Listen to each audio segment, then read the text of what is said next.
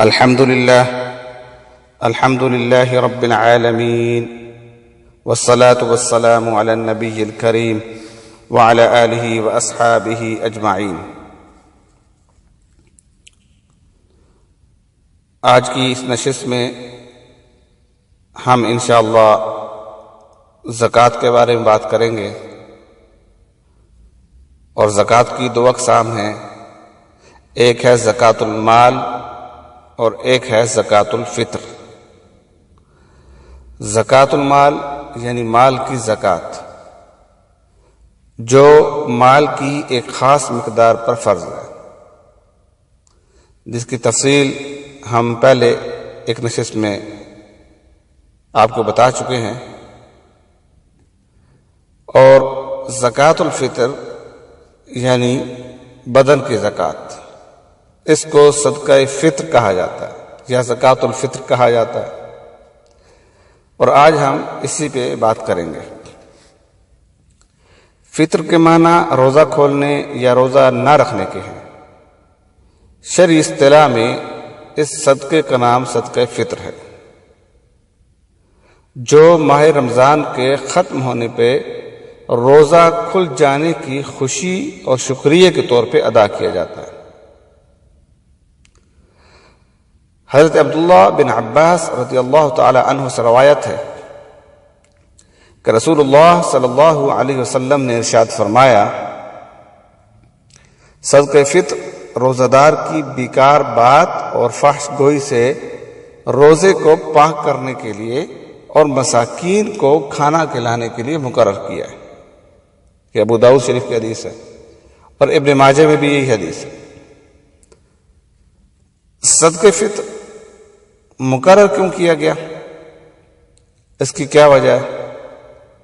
اس کی وجہ یہ ہے کہ اس میں جو روزے دار ہیں، جنہوں نے پورے مہینے کے روزے رکھے، ان کی گناہوں کی پاکیزگی اور ان کی روزوں کی تکمیل ہو۔ یعنی جو روزوں میں چھوٹی موٹی غلطیاں کوتاہیاں ہو جاتی ہیں، اس کو پاک کرنے کے لیے یہ زکوٰۃ الفطر ہے۔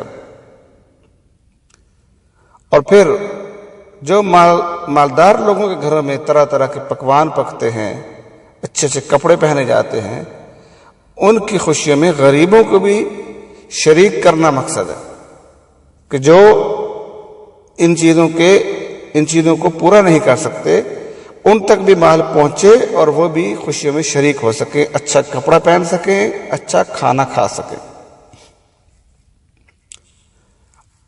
صدقہ فطر واجب کس پہ ہوتا ہے؟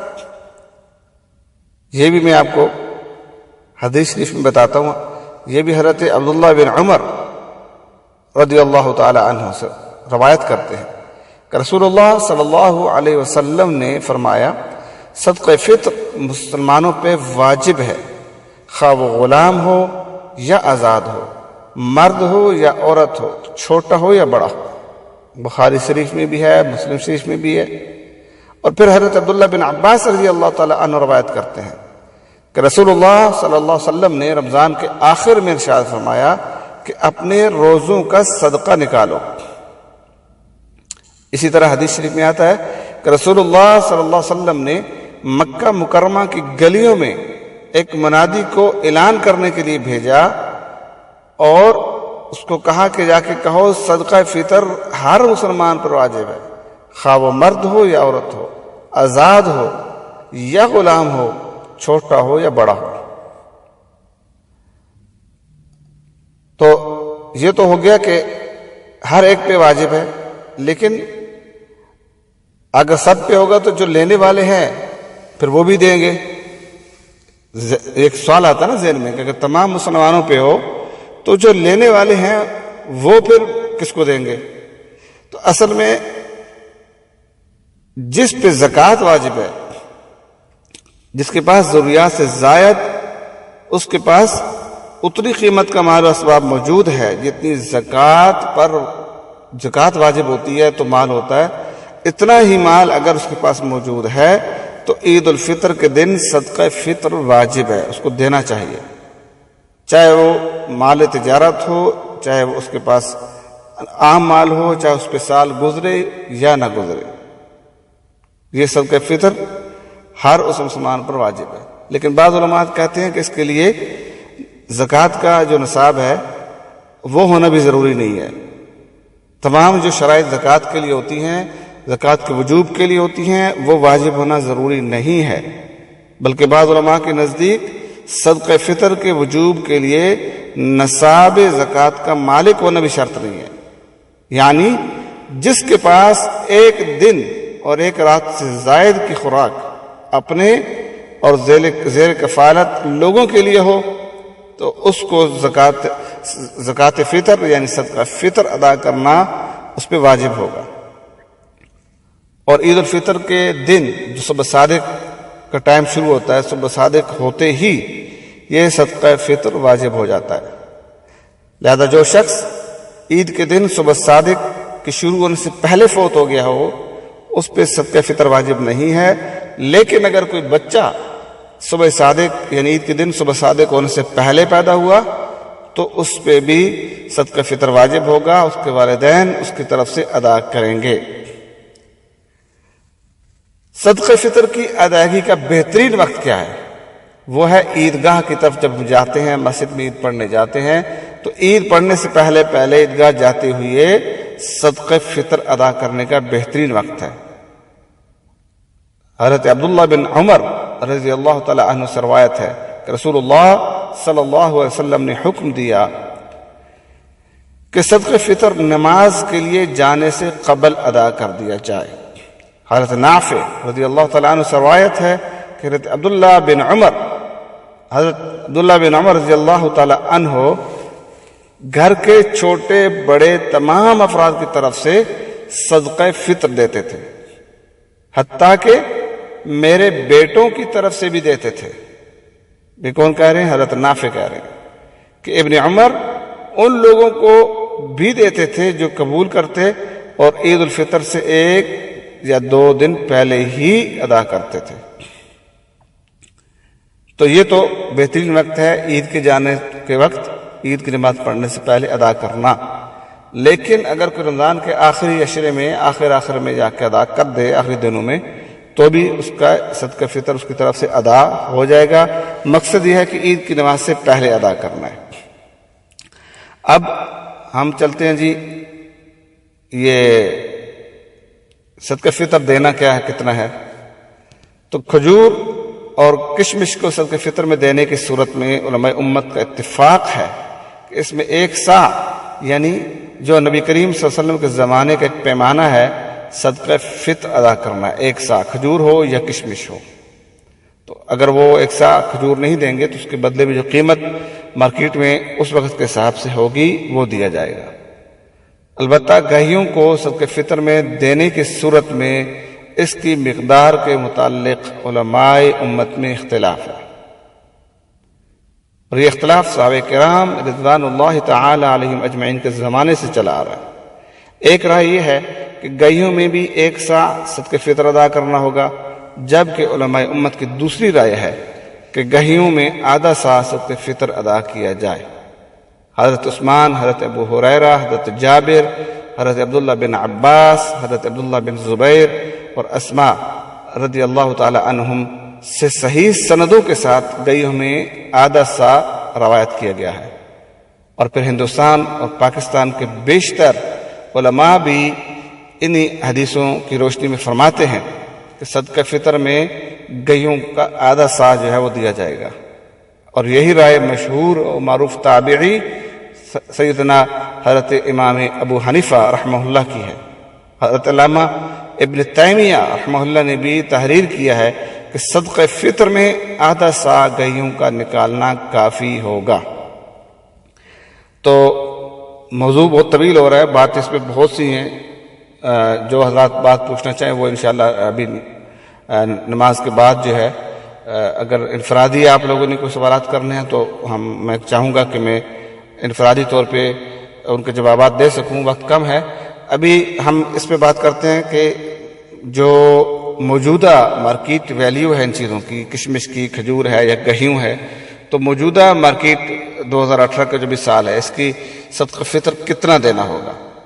تو صدقہ فطر کا جو ہمارا پاکستان میں روایت الحال کمیٹی نے جو ایک مقدار مقرر کی ہے وہ ہے 100 روپیہ فی کس، ٹھیک ہے؟ تو فدیہ ہو یا صدقہ فطر ہو وہ 100 روپیہ دیا جائے گا۔ اب فدیہ کیا ہے؟ فدیہ یہ ہے کہ اگر کوئی شخص بیمار تھا، دائمی بیمار ہے، اس کے ٹھیک ہونے کا کوئی امکان نہیں، لیکن ایک ہوتا ہے نا بیمار ہے، اس نے روزہ نہیں رکھا لیکن وہ بعد میں ٹھیک ہو جائے گا، جوان آدمی ہے، عارضی بیماری ہے، وہ وقتی نہیں رکھ سکا تھا، تو امکان ہی ہے کہ وہ ٹھیک ہو سکتا ہے، تو فدیہ نہیں دے گا بلکہ وہ روزوں کی قضا کرے گا، فدیے سے کام نہیں چلے گا۔ لیکن جو بوڑھے افراد ہوتے ہیں جن کو ایسی بیماری ہو کہ جو ٹھیک ہونے والی نہ ہو، لمبی بیماری ہے اور چانس یہ ہے کہ وہ تعدم مرگ جو ہے وہ رہے گی، تو اس طرح کے بیمار کے لیے یہ ہے کہ وہ فدیہ دے گا۔ تو میں یہاں پہ انشاءاللہ فدیہ کے بھی اور کفارہ کا بھی جو روزہ حلال کمیٹی نے رقم مقرر کی ہے اور جو صدقہ فطر کی مقرر کی ہے، میں وہ تینوں قسم کی جو ہے وہ بتا دیتا ہوں۔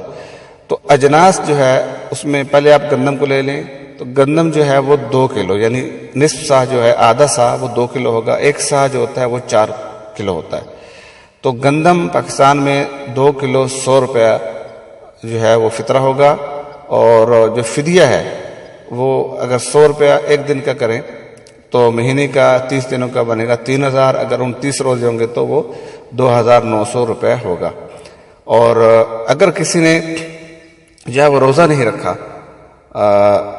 روزہ جو ہے مطلب توڑ دیا، نہیں رکھا، جان بوجھ کے توڑ دیا، یا رکھ سکتا تھا تو نہیں رکھا، تو اس پہ کفارہ آئے گا، اور کفارہ جو ہے وہ ایک روزے کو توڑنا یا نہ رکھنا، اس کا کفارہ 60 مساکین کو کھانا کھلانا ہوتا ہے۔ تو اگر کسی سے روزہ چھوٹ گیا کسی غلطی کی وجہ سے، وہ صحت مند بھی تھا اور وہ عاقل بالغ بھی تھا، لیکن روزہ جان بوجھ کے چھوڑ دیا یا کوئی ایسی بات ہو گئی کہ روزہ نہیں رکھا اس نے، تو اس کو کفارہ دینا ہوگا، اور وہ کفارہ جو ہے 6000 روپیہ ہے 60 مسکینوں کے لیے، ٹھیک ہے؟ اگر وہ گندم دیتا ہے تو 6000 کفارہ ہو گیا، 3000 مہینے کا فدیہ ہو گیا، اور اگر فطرہ ہے تو وہ 100 روپیہ فی کس ہے۔ گھر میں اگر 7 آدمی ہیں تو 700 روپیہ بنے گا۔ اگر جو ہے آپ جو کا دینا چاہتے ہیں تو جو ہے وہ 4 کلو ہوگا، یعنی 240 روپیہ، اور اس کا فدیہ 7200 ایک مہینے کا، اور اس کا جو کفارہ ہے وہ 14400 روپیہ ہوگا۔ اچھا جی، کھجور جو ہے وہ 4 کلو ہوگی 1 سا۔ اگر آپ مالدار ہیں، اللہ نے آپ کو کھلا مال دیا ہوا ہے، آپ غنی ہیں اور آپ زیادہ دینا چاہتے ہیں ذرا کھجور کا حساب سے، تو کھجور جو ہے وہ 1600 روپیہ بنے گی 4 کلو، اور اس کا جو فدیہ اگر آپ کھجور کے حساب میں دیں گے، آپ روزہ نہیں رکھ پائے، مالدار ہیں لیکن بیمار تھے، روزہ نہیں رکھا، تو وہ بنے گا جی 48000 روپیہ۔ اور اس کا جو اگر کسی نے کفارہ دیا ہے 60 مسکینوں کا کھانا، یعنی وہ روزہ نہیں رکھ پایا، صحت مند تھا لیکن روزہ نہیں رکھا، تو وہ دے گا 96000 روپیہ کفارہ۔ کشمش کے حساب سے اگر دیں گے تو وہ 19,920 روپیہ، اور اس کا جو فدیہ ہے وہ ہے 57,600 روپیہ، اور کفارہ 60 مساکین کا کھانا وہ 1,15,200 روپیہ۔ تو یہ اپنی مرضی پہ ہے کہ آپ کشمش کے حساب سے دیتے ہیں، آپ کھجور کے حساب سے دیتے ہیں، آپ جو کے حساب سے دیتے ہیں، یا آپ گندم کے حساب سے دیتے ہیں۔ تو گندم کے حساب سے میں نے بتایا کہ عمومی جو وہ ہے 100 روپیہ ہے۔ اچھا، میں چلتے چلتے ایک بات اور کر دوں، کیونکہ یہ اشفاق بھائی یہ ریکارڈنگ کر رہے ہیں تو شاید یہ یوٹیوب پہ بھی ویڈیو جائے گی۔ تو جو بیرونی ممالک میں ہمارے دوست آتے ہیں عموماً وہ بھیجتے ہیں پاکستان میں اپنے عزیز رشتہ داروں کے لیے فطرہ بھیجتے ہیں، تو ہونا تو یہ چاہیے کہ جہاں آپ رہتے ہیں وہاں پہ غریب مسکینوں کو دیں، لیکن قریبی حق ہوتا ہے، زیادہ حق ہوتا ہے قریبی رشتہ داروں کا۔ اگر آپ کی فیملی میں کوئی غریب ہیں تو آپ ایک ملک سے دوسرے ملک میں صدقہ فطر بھیج سکتے ہیں۔